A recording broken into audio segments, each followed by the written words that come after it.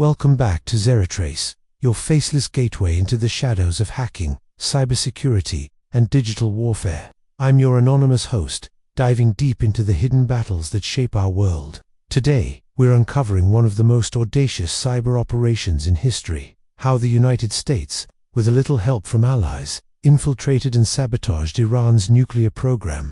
This isn't just a hack, it's a full-blown digital weapon that changed the game of international espionage. Strap in, because this story involves secret codes, spinning centrifuges, and the birth of cyber warfare as we know it.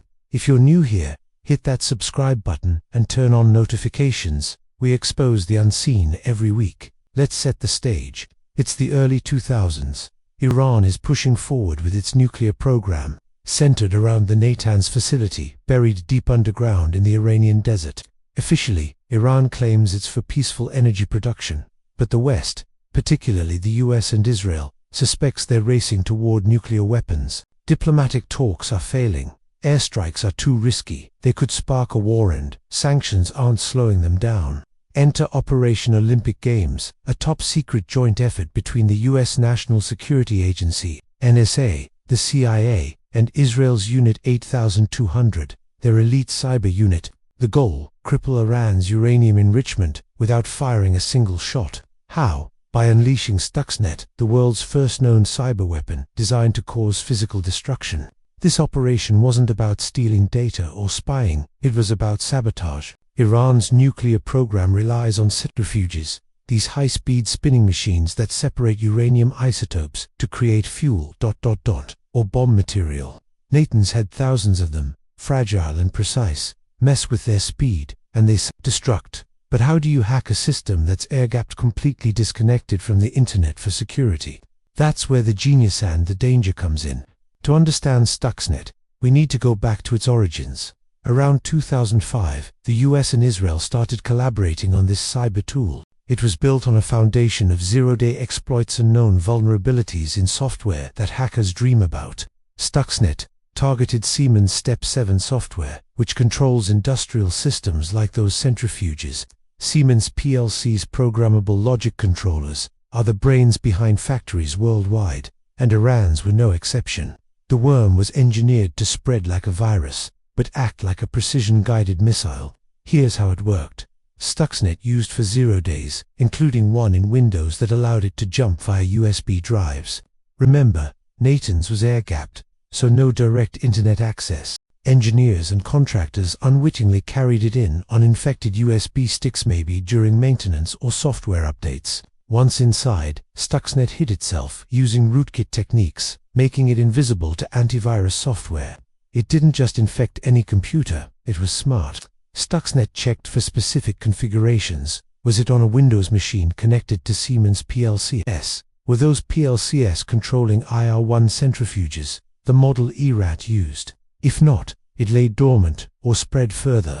But if it hit the jackpot, it went to work. Stuxnet intercepted commands from the control software, recorded normal operations for weeks to blend in, then subtly altered the centrifuge speeds. It ramped them up to over 1000 Hz, way beyond safe limits, causing vibrations that wore them down, while faking normal readings on the monitors.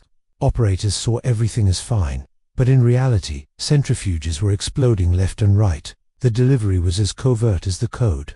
Reports suggest Israeli spies posed as Siemens reps or used double agents to plant the worm. One theory even points to a Dutch intelligence asset who infiltrated the supply chain. By 2007, Stuxnet was inside Natanz. It didn't hit all at once, that would raise alarms. Instead, it struck in waves, destroying about 1000 centrifuges over months, setting Iran's program back by years. But Stuxnet wasn't flawless. In 2010, it escaped the facility, likely on an engineer's laptop, and spread globally. Security researchers at firms like Symantec and Kaspersky dissected it, naming it Stuxnet from keywords in the code, like stub and Merxnet. The world learned of this cyber bomb when it infected systems in India, Indonesia, and even the US. Iran denied major damage at first, but President Ahmadinejad admitted they'd been hit. The US never officially claimed responsibility, but leaks from insiders, like those in the book Confront and Conceal by David Sanger, point fingers at the Bush and Obama administrations. From a cybersecurity perspective, Stuxnet was a masterpiece and a nightmare. It used digital signatures stolen from Taiwanese companies like Realtek and J-Micron to masquerade as legitimate software. It exploited Windows LNK vulnerabilities for auto-execution from USBs, and its payload, pure destruction, overwriting PLC code to manipulate rotor speeds from 807 to 1410 revolutions per second, then back down, stressing the aluminum tubes until they shattered. Let's break down the technical nitty-gritty for the hackers in the audience. Stuxnet had three main modules: the dropper, the propagator, and the payload. The dropper was a LNK file that exploited CVE 201.02568, a Windows shortcut flaw. Once executed, it loaded DLLs with rootkits to hide files and processes. Propagation happened via network shares, print spoolers, CVE 201.02.2729, and even RPC vulnerabilities. The payload targeted Siemens S7-315 and S7-417 PLCs. It injected code blocks, like 0xFC602, that monitored frequency converters from companies like Vaken and Ferraro Paya, which controlled the centrifuges. Normally, these run at 1064 Hz. Stuxnet cycled them, 15 seconds at 1410 Hz, supersonic stress, then down to 2 Hz near stall, repeating to mimic random failures. To cover tracks, it replayed recorded sensor data, so alarms never triggered. This wasn't amateur hour Stuxnet's. Code was over 500 kilobytes, modular, and encrypted. It even had a kill date, June 24, 2012, after which it stopped spreading.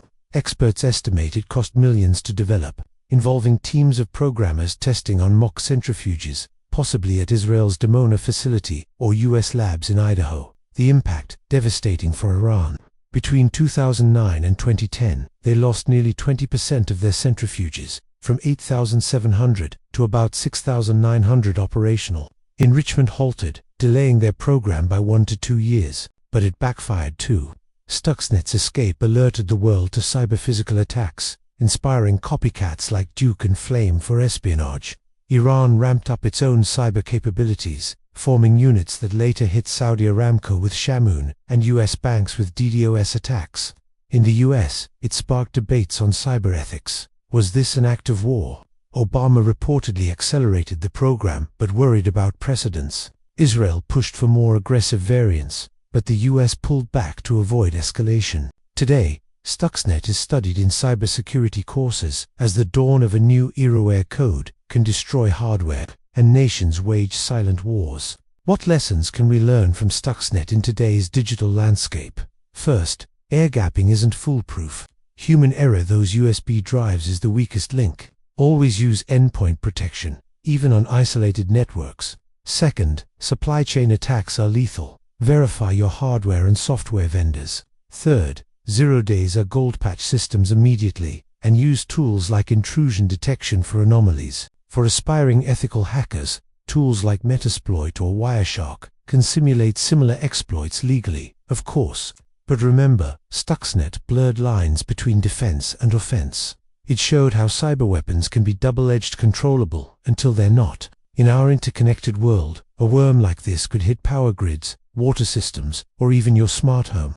Iran responded by isolating more systems and building their own centrifuges, but the damage was done. Stuxnet forced global powers to rethink nuclear negotiations, contributing to the 2015 Iran deal, later scrapped. It's a reminder, in digital warfare, the battlefield is everywhere, and the weapons are invisible. Wrapping this up, Operation Olympic Games and Stuxnet proved that hacking isn't just about data, it's about real-world chaos. The US didn't just spy, they struck at the heart of a nation's ambitions, all from keyboards thousands of miles away. But it opened Pandora's box. Now, countries like Russia, China, and North Korea have their own cyber arsenals, targeting everything from elections to infrastructure. If this deep dive into cyber sabotage intrigued you, like and comment below. What's the scariest cyber weapon you've heard of? Share your thoughts anonymously.